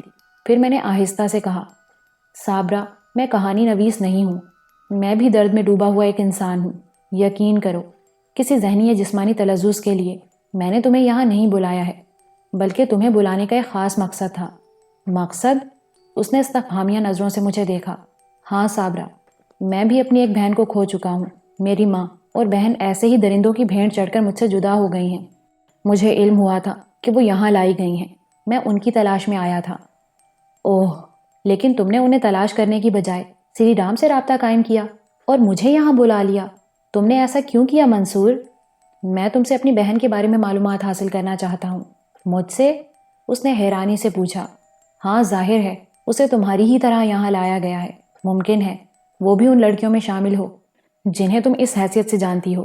کیا تمہارے پاس تمہاری بہن کی کوئی تصویر موجود ہے؟ ہاں ہے، میں نے کہا، اور اپنے سامان سے امی اور فریدہ کی تصویریں نکال لیں۔ پھر امید و بیم کی نظروں سے صابرہ کو دیکھتے ہوئے تصویریں اس کے حوالے کر دیں۔ وہ بغور تصویروں کو دیکھنے لگی۔ اس کے چہرے پر شناسائی کا کوئی تاثر نہیں ابھرا۔ پھر اس نے ایک ٹھنڈی سانس لے کر تصویریں مجھے واپس کر دیں۔ نہیں، مجھے افسوس ہے کہ میں انہیں نہیں جانتی۔ میں نے ان دونوں میں سے کسی کو نہیں دیکھا۔ اچھا صابرہ، یہ بتاؤ، رشیدہ بائی نامی کسی عورت کو جانتی ہو؟ رشیدہ بائی؟ وہ ذہن پر زور دیتے ہوئے بولی۔ نہیں منصور صاحب، میں نے یہ نام کبھی نہیں سنا۔ میں تو سری رام کے ساتھ ہی ہوں اور آج تک اسی کے لیے کام کر رہی ہوں۔ مایوسی سے میری گردن لٹک گئی۔ وہ تھوڑی دیر تک مجھے دیکھتی رہی، پھر اس نے اٹھ کر میرے کندھے پر ہاتھ رکھ دیا۔ کاش میرا بھی تم جیسا کوئی بھائی ہوتا، کاش کوئی مجھے بھی تلاش کرتا ہوا یہاں آتا اور میرے نہ ملنے پر اس کے چہرے پر بھی ایسی ہی مایوسی کے آثار پھیل جاتے۔ یہ ایک بہن کے لیے کتنے فخر کا مقام ہے۔ میں تو یہ تصور بھی ذہن میں نہیں رکھتی۔ میرے سب بہن بھائی مجھ سے چھوٹے ہیں۔ میں نے آنسو بھری نگاہوں سے صابرہ کو دیکھا اور گردن جھکا لی۔ دفتن دروازے پر دستک سنائی دی اور ہم دونوں چونک پڑے۔ کون ہے؟ صابرہ نے پوچھا۔ میں نے اٹھ کر دروازہ کھول دیا۔ میرے سامنے طارق کھڑا تھا۔ منصور، ماں اور بہن کی کوئی تصویر ہے تمہارے پاس؟ ہاں، کیا کرو گے؟ ضرورت ہے، صبح واپس کر دوں گا، اس نے سنجیدگی سے کہا۔ ایک کاپی ہی ہے، احتیاط سے رکھنا، میں نے کہا اور دونوں تصویریں اسے دے دیں۔ صابرہ خاموش تھی۔ کافی دیر اسی طرح گزر گئی۔ پھر اس نے کہا، میں تمہاری کیا خدمت کر سکتی ہوں منصور بابو؟ بیٹھو صابرہ، بہت سی باتیں کرنی ہے تم سے۔ دل بہت دکھ چکا ہے منصور بابو، اب ہمت نہیں رہی ہے۔ اب کوئی ایسی بات نہ کرو۔ کاش میں تمہاری ماں اور بہن کے سلسلے میں تمہاری کوئی مدد کر سکتی، تمہیں ہی دل کا سکون مل جاتا۔ مجھے دکھ ہے تمہاری کہانی پر۔ واقعی بعض اوقات والدین کی لغزشیں اولاد کے لیے کیا کیا گل کھلاتی ہیں۔ جو ہونا تھا ہو چکا، اب مجھے اس سے کوئی دلچسپی نہیں ہے، لیکن جب بھی اپنی کہانی کسی کو سناتی ہوں تو دل کے زخم ہرے ہو جاتے ہیں۔ میں تمہاری مدد کرنا چاہتا ہوں صابرہ۔ ایسی باتیں مت کرو۔ اگر تم دکھی نہ ہوتے اور دوسروں جیسے ہی ہوتے تو میں تمہیں اس بات کا تلخ جواب دیتی۔ کیا مطلب؟ میری کہانی سننے والے ہر شخص نے یہی کہا، وعدے کیے، لیکن مجھے آس دلانے والے کبھی نہ پلٹے۔ میں خود بھی چوٹ کھایا ہوا ہوں صابرہ، تمہیں بتا چکا ہوں۔ ہاں، اسی لیے میں نے تم سے کچھ نہیں کہا۔ تم میرے بھائی نہیں ہو، اپنی بہن کو تلاش کرو، اس کی عزت بچاؤ۔ مجھے اب کسی مدد کی ضرورت نہیں ہے۔ میں تمہیں ان درندوں کے درمیان سے نکال لے جاؤں گا۔ اب میں یہ نہیں چاہتی۔ کیوں؟ دیکھو منصور بابو، بات اب میرے لیے ناقابل برداشت ہوتی جا رہی ہے۔ تم نے میری کہانی سن لی، اپنی سنا دی، اب آرام سے سو جاؤ، صبح جاگو اور اپنے مشن پر روانہ ہو جاؤ۔ مجھے اس جہنم میں جھونکنے والے گہری نیند سو رہے ہیں۔ میں اس جہنم میں رہ کر انہیں جنت کی سیر کرا رہی ہوں، مگر ان کے درمیان پہنچ جاؤں تو جانتے ہو کیا ہوگا؟ مجھے کیا ملے گا؟ ایک اور جہنم، نفرت کا دہکتا ہوا جہنم۔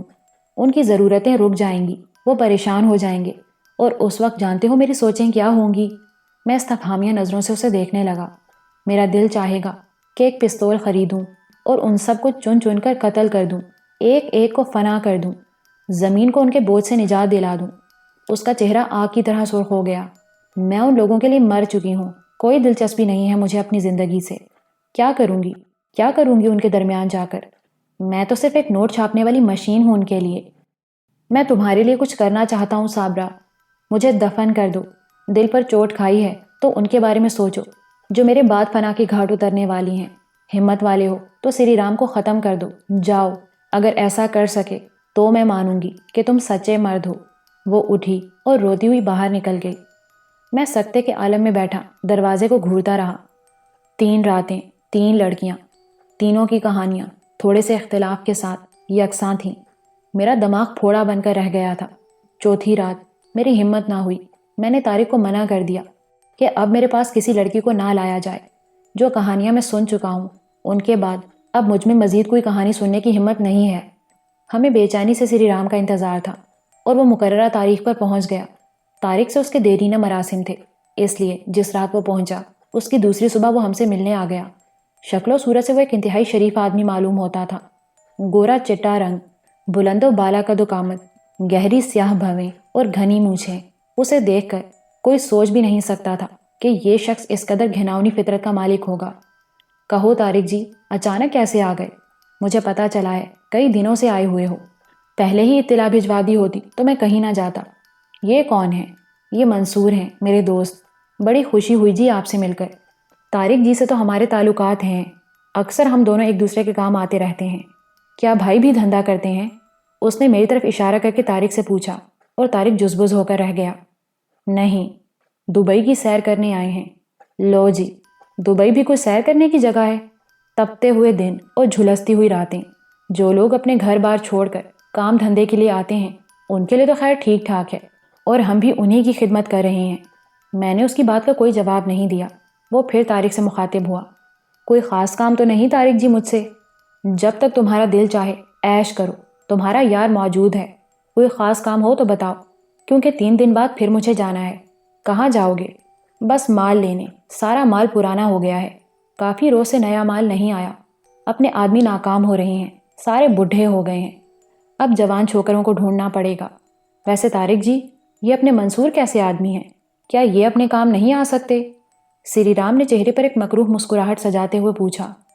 نہیں، ایسی باتیں ان سے مت کرو، طارق نے کہا اور سری رام ہنسنے لگا۔ ٹھیک ہے جی، ٹھیک ہے، کوئی بات نہیں، شریف آدمی ہوں گے بیچارے، سری رام نے کہا، پھر مجھ سے مخاطب ہوا۔ بھائی جی، شرافت میں تو کوئی حرج نہیں، شرافت برقرار رکھنے کے لیے سب سے زیادہ دولت کی ضرورت ہوتی ہے، اگر دولت نہیں تو شرافت نہیں۔ سری رام بے حیائی سے ہنسنے لگا۔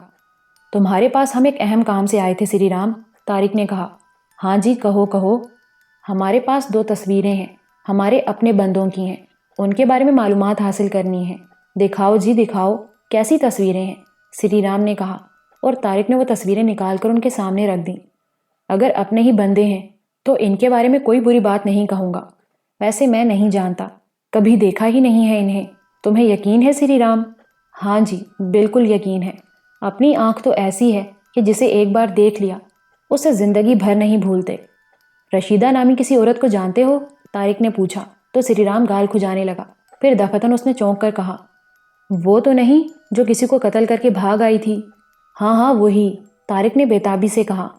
اس کا نام رشیدہ نہیں، فیروزہ بائی ہے، قتل کر کے بھاگی تھی نا، شاید پکڑے جانے کے خوف سے سسری نے نام ہی بدل لیا۔ بہرحال وہ یہیں ایک علاقے میں رہتی ہے، ممکن ہے اس سے ان دونوں کا کوئی پتہ چل جائے۔ ٹھیک ہے سری رام، تم ہمیں اس سے ملوا دو۔ ہاں جی ضرور، میں اپنا ایک آدمی آپ کے ساتھ کر دوں گا، وہ آپ لوگوں کو وہاں چھوڑ دے گا، یا اگر کہیں تو یہیں بلوا لوں سسری کو، اپنا تو سکہ چلتا ہے اس علاقے میں۔ نہیں نہیں سری رام، تم بس ہمیں اس کا پتہ بتا دو، ہم لوگ خود ہی مل لیں گے اس سے۔ ویسے کیا وہ دھندا اپنے گھر ہی پر کرتی ہے؟ ہاں جی، بڑے تعلقات ہیں سسری کے، بڑی دولت کما رہی ہے، سری رام نے کہا۔ اس کا پتہ لکھوا دو سری رام، طارق نے کہا اور سری رام نے اس کا پتہ لکھوا دیا۔ تم کب جا رہے ہو؟ دیکھو جی، ابھی جلدی تو کوئی پروگرام نہیں ہے، ممکن ہے 2-4 دن لگ جائیں، یا ممکن ہے ہفتہ 10 دن۔ یہاں بھی اتنا کام ہوتا ہے کہ بس مصروف ہی رہتا ہوں۔ تم جس طرح چاہو عیش کرو، جس چیز کی ضرورت ہو بے تکلفی سے بتا دینا، میں اگر نہ مل سکوں تو محسوس نہ کرنا۔ نہیں سری رام، کوئی بات نہیں ہے، تمہارا شکریہ، طارق نے کہا۔ پھر تھوڑی دیر تک سری رام طارق سے سیٹھ جبار کے بارے میں معلومات حاصل کرتا رہا۔ دوپہر کا کھانا اس نے ہمارے ساتھ ہی کھایا، پھر اس کے بعد معذرت کرتا ہوا چلا گیا۔ میرے دل و دماغ میں طوفان اٹھ رہا تھا، رشیدہ بائی کا پتہ چل گیا تھا اور اب میں اس سے ملنے کے لیے بے چین تھا۔ طارق نے مشورہ دیا کہ شام کا انتظار کیا جائے اور ہم گاہکوں ہی کی حیثیت سے اس کے پاس چلیں تاکہ اسے کوئی شبہ نہ ہونے پائے۔ مجبوراً مجھے چند گھنٹے اور صبر کرنا پڑا۔ شام کو ہم دونوں تیار ہو کر چل پڑے۔ طارق ابھی تک بہت صحیح جا رہا تھا، وہ ہر معاملے میں میری معاونت کر رہا تھا۔ رشیدہ بائی کا پتہ پوچھتے ہوئے ہم اس کے ٹھکانے پر جا پہنچے۔ رشیدہ ادھیڑ عمر کی ایک خوش شکل عورت تھی، چہرے ہی سے خرانٹ معلوم ہوتی تھی۔ اس نے بڑے تپاک سے ہمارے استقبال کیا، پھر کہنے لگی، پہلی بار آئے ہو؟ تمہیں میرے اڈے کا پتہ کیسے چلا؟ بس فیروزہ جی، تلاش کرنے سے کیا نہیں مل جاتا، طارق نے کہا اور وہ ہنسنے لگی۔ آج کل میرے پاس کچھ نہیں ہے، 2-3 لڑکیاں ہیں، وہ مصروف رہتی ہیں، تمہیں آج یہاں مایوسی ہوگی۔ ہاں اگر بہت زیادہ ضروری سمجھتے ہو تو میں کہیں اور سے منگوا دوں۔ اس وقت اس عمارت میں آپ کے پاس کوئی لڑکی نہیں ہے فیروزہ جی؟ طارق نے پوچھا۔ نہیں، شام 5 بجے تینوں ہی چلی گئی ہیں۔ ویسے بندو ہے یہاں پر، کہو تو کسی کو بلوا دوں۔ بندو کون ہے؟ میں نے پوچھا۔ ہمارا نوکر ہے جی، یہیں کام کرتا ہے، کہیں نہ کہیں سے تلاش کر کے لے ہی آئے گا۔ ویسے یہاں آپ کو ہر طرح کی سہولت ملے گی، محفوظ جگہ ہے، کوئی خطرہ نہیں ہے یہاں۔ ہوٹل تو آج کل خطرناک ہو گئے ہیں، حکومت سختیاں کر رہی ہے اور ہوٹلوں پر خاص طور پر چھاپے پڑ رہے ہیں۔ تو ٹھیک ہے فیروزہ جی، ہم یہیں رک جاتے ہیں، آپ بندو کو بھیج دیں، طارق نے کہا اور فیروزہ نے بندو کو بلا لیا۔ لمبا تڑنگا بندو چہرے ہی سے ریاکار نظر آتا تھا۔ فیروزہ نے اس سے کہا کہ ان دونوں کے لیے 2 لڑکیاں تلاش کر لائے اور بندو نے طارق کے آگے ہاتھ پھیلا دیا۔ طارق نے 2 نوٹ نکال کر بندو کے ہاتھ پر رکھ دیے اور بندو سلام کر کے نکل گیا۔ اور فیروزہ جی، کیسا کاروبار چل رہا ہے آپ کا؟ اب کہاں جی، کاروبار تو پہلے تھا، اب تو یہاں بڑے بڑے کاروباری پیدا ہو گئے ہیں، اور پھر ایک دوسرا خطرہ بھی یہاں منڈلانے لگا ہے۔ وہ کیا؟ طارق نے پوچھا۔ حکومت کو احساس ہو گیا ہے کہ یہ ساری کاروائیاں باہر والوں ہی کو نہیں بلکہ اندر والوں کو بھی نقصان پہنچا رہی ہیں۔ یہاں کی حکومت اپنے عوام کو ان جھگڑوں میں نہیں پڑنے دینا چاہتی، اس لیے علاقے ختم کیے جا رہے ہیں۔ فتویٰ کا علاقہ ویران ہو گیا ہے، بس اب چند گھروں میں اڈے جل رہے ہیں اور ہم لوگ بڑی مشکل سے گزارا کر رہے ہیں۔ مصیبت تو یہ ہے کہ یہاں رشوت نہیں چلتی۔ اگر رشوت عام ہو جائے تو پھر کوئی خطرہ نہ رہے، لیکن یہاں کی پولیس اور حکومت کا کوئی بھی کارکن رشوت لینے کے لیے تیار نہیں ہے، بلکہ رشوت دینے والا عموماً مشکل میں پھنس جاتا ہے۔ پھر تو آپ واقعی مشکلات سے گزر رہی ہوں گی، اخراجات بھی کافی ہوں گے آپ کے۔ کتنے ملازم ہیں یہاں؟ بس جی، کوئی خاص نہیں، بندو ہے جو دن رات یہیں رہتا ہے، ایک عورت گھر کا کھانا پکا دیتی ہے، ایک لڑکا ہے جو گھر کا سودا سلف لاتا ہے، لیکن شام 5 بجے سارے ملازم چھٹی کر لیتے ہیں، صرف بندو رہ جاتا ہے اپنے پاس۔ باتھ روم کس طرف ہے فیروزہ بائی؟ طارق نے پوچھا، اور فیروزہ بائی نے اسے باتھ روم کا راستہ بتا دیا۔ میں طارق کا مطلب سمجھ گیا تھا، وہ یقینی طور پر باہر کے دروازے بند کرنے گیا تھا۔ 2 منٹ بعد وہ واپس آ گیا۔ رشیدہ بائی مسکراتی نظروں سے ہم دونوں کو دیکھنے لگی۔ طارق نے مجھے اشارہ کیا اور میں اٹھ کھڑا ہوا۔ ہاں تو فیروزہ بائی، اب ہم آپ کے بارے میں کچھ جاننا چاہتے ہیں، طارق نے کہا، اور کمرے کا دروازہ بند کر کے کنڈی چڑھا دی۔ فیروزہ بائی کی مسکراہٹ سکڑ گئی۔ دروازہ کیوں بند کر دیا تم نے؟ وہ بوکھلا کر جلدی سے اٹھ کھڑی ہوئی، اور طارق نے جیب سے ایک لمبا سا چاقو نکال لیا۔ تم سے کچھ سوالات کرنے ہیں فیروزہ بائی، وہ غرائی ہوئی آواز میں بولا۔ ارے میرے مولا، یہ کیا بدتمیزی ہے؟ میں پولیس کو فون کر دوں گی۔ رشیدہ بائی، تم پولیس کو فون نہیں کر سکتی، اس سے پہلے ہی ہم تمہیں عدم آباد پہنچا دیں گے، طارق آگے بڑھتا ہوا بولا۔ میں بھی طارق کے ساتھ ساتھ آگے بڑھ رہا تھا۔ پھر میں نے رشیدہ بائی کے بال مٹھیوں میں جکڑ لیے۔ طارق نے چاقو کی نوک رشیدہ بائی کی گردن پر رکھ دی اور وہ حلق پھاڑ کر چینخ اٹھی۔ اگر اب تمہارے حلق سے آواز نکلی تو گردن الگ کر دوں گا، سمجھی؟ طارق غرا کر بولا۔ ارے میرے مولا، میں مر گئی۔ ارے کیا کرنا ہے تمہیں؟ کیا چاہتے ہو؟ لوٹنا ہے مجھے؟ ارے بھائی، میرے پاس کیا رکھا ہے؟ مجھ غریب دکھیاری کو کیوں تنگ کرتے ہو؟ رشیدہ بائی بین کرنے والے انداز میں بولی۔ تم سے کچھ معلومات حاصل کرنی ہے، اور تم بھول رہی ہو کہ میں نے تمہیں رشیدہ بائی کہہ کر پکارا ہے۔ رشیدہ؟ میرا نام تو فیروزہ ہے۔ یہاں ہے، لیکن جب تم کہیں اور تھیں تو تمہارا نام رشیدہ بائی تھا۔ کیا یہ غلط ہے؟ جھوٹ بولنا موت کی نشانی ہے، سمجھی تم؟ نہیں، ٹھیک ہے۔ کیا تم پولیس سے تعلق رکھتے ہو؟ وہ گھگیانے لگی۔ ہم جو کچھ بھی ہیں، بس تم ہمارے سوالوں کے صحیح جواب دو، اسی طرح تمہاری زندگی بچ سکتی ہے، طارق نے غراتے ہوئے کہا۔ چھری تو ہٹا لو گردن سے، میں مری جا رہی ہوں، ذرا ہاتھ بہک گیا تو میری گردن کٹ جائے گی۔ تمہیں جو کچھ پوچھنا ہے پوچھ لو، لیکن چھری ہٹا لو۔ میں کسی بات سے انکار نہیں کروں گی، میں قسم کھاتی ہوں۔ گڈ۔ تمہارا نام رشیدہ بائی ہے نا؟ طارق نے کہا۔ ہاں، میں رشیدہ بائی ہوں۔ اور تم کسی آدمی کو قتل کر کے بھاگی تھی۔ میں نے قتل نہیں کیا تھا، اللہ کی قسم، میں نے قتل نہیں کیا تھا۔ تم یقین کرو، وہ تو اس موئی ماری نے، خدا اس کا ستیہ ناس کرے، اس نے میرا بیڑا غرق کیا تھا۔ کام کی بات کرو رشیدہ بائی، فضول باتوں سے گریز کرو۔ تفصیل بتاؤ اپنے وہاں سے آنے کی، طارق نے غرا کر کہا۔ ارے وہی اللہ مارا، رجب علی سسرا منڈ گیا تھا ماں بیٹی کو میرے، اچھی خاصی رقم دی تھی میں نے، سوچا تھا کچھ کما لوں گی، لیکن خدا غارت کرے ان دونوں کو، میرا بیڑا غرق کر کے رکھ دیا۔ میرا جمع جمایا کاروبار تھا، عیش کی زندگی گزار رہی تھی، بڑی مشکل سے لڑکی کا سودا کیا تھا، بالی عمر تھی، میں نے سوچا کہ بڑی رقم مل جائے گی، بس ایک بڑے آدمی سے رقم وصول کر کے اسے دعوت دے دی۔ پھر میں نے تڑپ کر پوچھا، بیٹی تو معصوم تھی، کچھ نہ بولی، لیکن ماں کلموہی نے اس بڑے آدمی کو قتل کر دیا۔ میری تو جان جوکھوں میں پڑ گئی، بچنا مشکل ہو گیا۔ کوئی بات سمجھ میں نہ آئی، کس طرح جان بچاتی؟ بس ایک ہی راستہ تھا، گھر بار چھوڑ کر بھاگ آئی، ان دونوں کو بھی ساتھ لے آئی کہ کہیں میرا ستیہ ناس نہ کرا دیں۔ پولیس کے ہاتھ لگ جاتی تو یہی بیان دیتی کہ رشیدہ بائی نے قتل کیا ہے، اور پھر میرا بچنا مشکل ہو جاتا۔ بہت بہلا پھسلا کر انہیں یہاں تک لے آئی، مگر وہ میرے لیے عذاب ہی بنی رہیں۔ رشیدہ بائی خاموش ہو گئی۔ رکو مت، بتاتی رہو، طارق نے اسے ڈانٹا۔ پتہ نہیں کیسے اسے رنگ پر لائی، بڑھیا تو بیمار ہو کر پلنگ سے لگ گئی، اور بیٹی کو آہستہ آہستہ میں ڈھب پر لے آئی، اور پھر میں نے دھندا شروع کر دیا۔ مجھے ایسا محسوس ہوا جیسے کسی نے میرے سینے میں خنجر اتار دیا۔ 5.5 سال تک وہ دونوں میرے پاس رہیں۔ لڑکی بہت اچھی تھی، سیدھی سادی، اللہ میاں کی گائے، کبھی کسی کو شکایت کا موقع نہیں دیا۔ ماں بیمار تھی، اس لیے وہ میرے قابو میں رہی، ورنہ وہ دونوں یہاں بھی میری ریڑھ لگا دیتی۔ پر تم کیوں پوچھ رہے ہو؟ کون ہو ان کے؟ میں تو بڑی مشکل سے جان بچا کر یہاں زندگی گزار رہی تھی۔ اللہ ماری، مصیبت جب گلے پڑتی ہے تو اسی طرح پڑتی ہے، اس کے بعد پنپ ہی نہ سکی، یہاں بھی عذاب ہی عذاب ہے، اور اب تم آ گئے۔ آخر چاہتے کیا ہو مجھ سے؟ میری جان بخش دو، میں تو ویسے ہی اپنی زندگی کو بڑی مشکل سے گھسیٹ رہی ہوں۔ وہ رو دینے والے لہجے میں بولی۔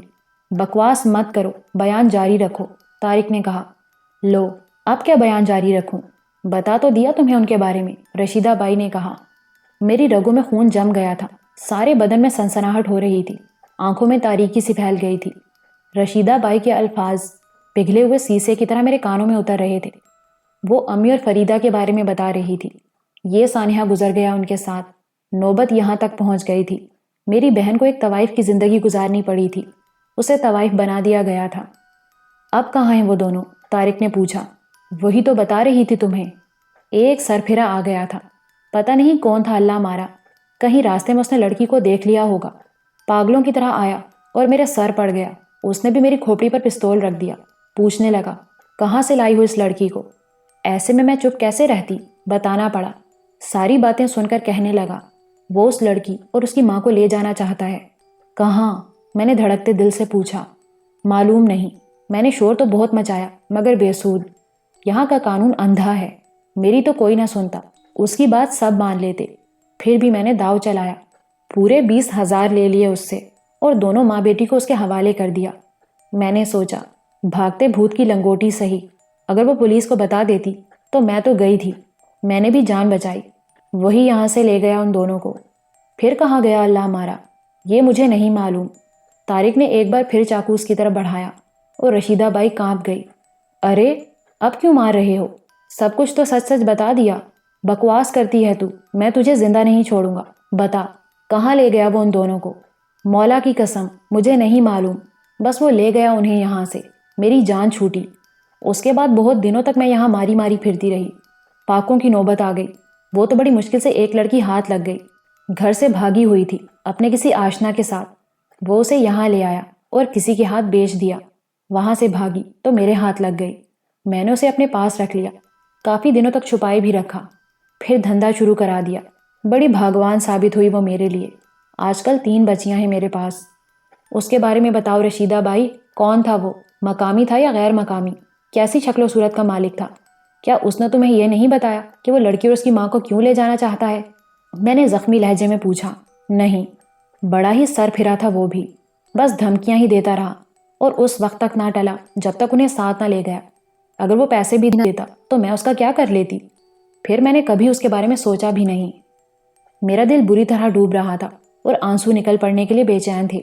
جو کچھ میں نے سنا تھا وہ میری زندگی کا بدترین واقعہ تھا۔ میری ماں اور بہن کا جو حشر ہوا تھا اس کی مثال ملنی مشکل تھی۔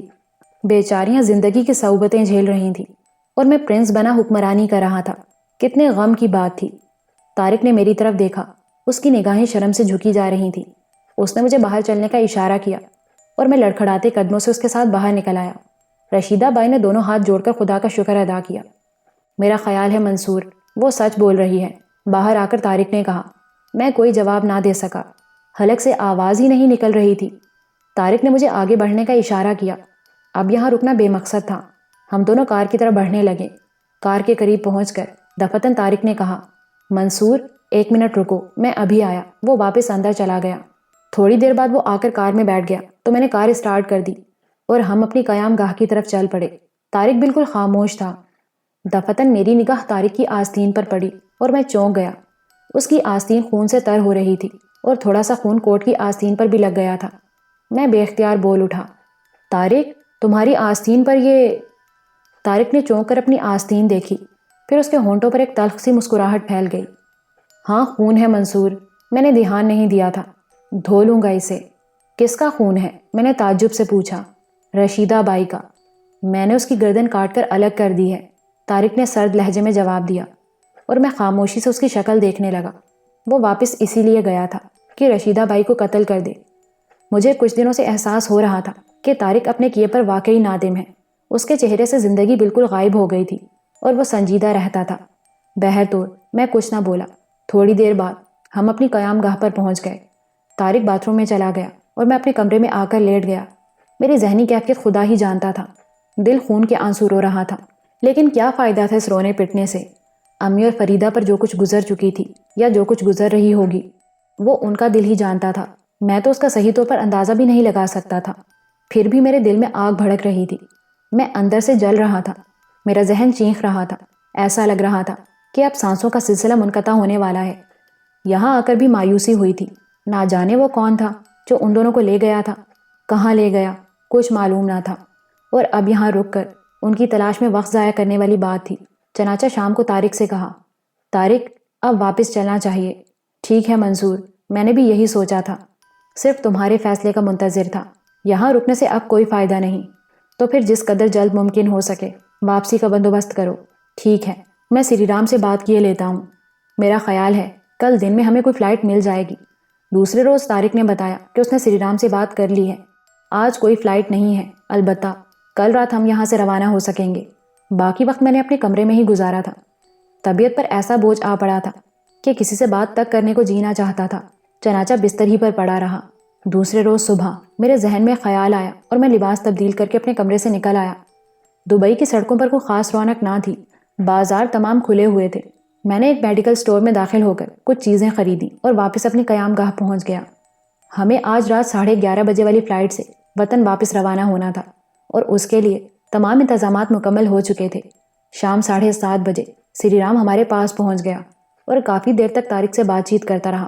وہ طارق کو اپنے کسی خاص کاروبار میں شریک کرنا چاہتا تھا۔ اس سلسلے میں اس نے سیٹھ جبار سے کچھ مراعات مانگی تھیں اور طارق سے کہا تھا کہ وہ اس کی سفارش کر دے۔ طارق نے اس بات میں گردن ہلا دی۔ بہر صورت رات کا کھانا سری رام نے ہمارے ساتھ ہی کھایا اور اس دوران میں نے اپنا کام کر دیا۔ یہ اتفاق ہی تھا کہ سری رام کے ساتھ کھانے کا موقع مل گیا تھا، ورنہ میں نے سوچا تھا کہ اپنے منصوبے کی تکمیل کے لیے اسے ایئرپورٹ چلنے کی دعوت دوں گا۔ بہرطور تھوڑی دیر بعد وہ یہ کہہ کر اٹھ گیا کہ وہ طبیعت میں کچھ خرابی محسوس کر رہا ہے، اس لیے زیادہ دیر ہمارے ساتھ نہیں رہ سکے گا، البتہ وقت پر ایئرپورٹ پہنچ جائے گا۔ اس کے بعد وہ ہم سے اجازت لے کر چلا گیا۔ 10:30 بجے ہم دونوں ایئرپورٹ کی جانب چل پڑے۔ تھوڑا سا وقت وہاں کی ضروریات میں صرف ہوا۔ طارق سری رام کا انتظار کر رہا تھا۔ 11 بج گئے لیکن سری رام ایئرپورٹ نہ پہنچا۔ امیگریشن کے قوانین کے تحت اب ہمیں مخصوص علاقے سے باہر جانے کی اجازت نہ تھی۔ تھوڑی دیر بعد جہاز کی روانگی کا اعلان ہونے لگا اور ہم رن وے کی طرف چل پڑے۔